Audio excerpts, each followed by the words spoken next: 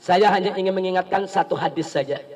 Kita tahu peran ibu itu sebagaimana dikatakan al-jannatu tahta aqdamil ummahat. Sorga itu ada di bawah telapak kaki ibu.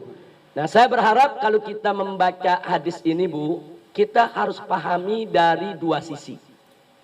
Pertama sisi hak, kedua sisi kewajiban. Jangan sampai ibu-ibu kalau baca hadis ini hanya terobsesi dengan haknya saja. Sorga itu ada di bawah telapak kaki ibu. Wah, berarti anak-anak harus taat kepada ibu, harus patuh kepada ibu. Pokoknya nggak bisa masuk sorga tanpa ridho ibu. Itu betul, itu tidak salah. Tapi jangan sampai ibu hanya terobsesi dengan masalah itu saja. Itu namanya hanya terobsesi dengan hak ibu yang harus ditaati, hak ibu yang harus dicintai. Tapi jangan lupa, hadis itu juga mengandung kewajiban ibu-ibu. Sorga itu ada di bawah telapak kaki ibu. Artinya generasi penerus ibu itu bisa masuk sorga atau tidak bisa masuk sorga tergantung pendidikan ibu. Nah, ini kan namanya kita bicara apa? Kewajiban. Nah, bukan hanya bicara hak. Jadi kalau sampai ada anak-anak kita yang masuk neraka jahanam, na'udzubillah min dzalik, karena kesalahan ibunya yang tidak mendidik, tentu itu juga akan menjadi kecelakaan buat si ibu tadi. Itu akan merupakan kerugian buat si ibu tadi. Dan kalau bicara sorga, bukan hanya sorga yang di akhirat. Sorga di dunia pun tidak akan terwujud tanpa peran ibu-ibu. Siapa yang berperan mendorong suami-suami ibu menjadi pegawai-pegawai yang jujur kalau bukan ibu?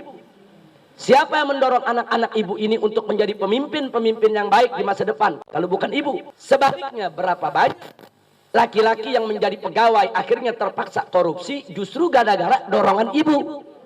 Nah, jangan lupa tuh, kadang-kadang nih udah gajinya pas-pasan, begitu pulang apa kata istri ngomongnya, pak tetangga habis beli emas tuh pak tetangga modelnya baru tuh pak. Nah, ini tiap hari dorong-dorong begitu. Akhirnya begitu masuk kantor ada kesempatan, nah kapan lagi? Nah, tujuan dia mau nyenangin istri, tapi akhirnya dia terjebak di dalam perbuatan yang diharamkan oleh Allah Subhanahu wa taala. Makanya peran ibu itu besar, bosan. Peran ibu itu besar. Bagaimana ibu mendorong suami ibu menjadi pegawai yang jujur atau sebaliknya?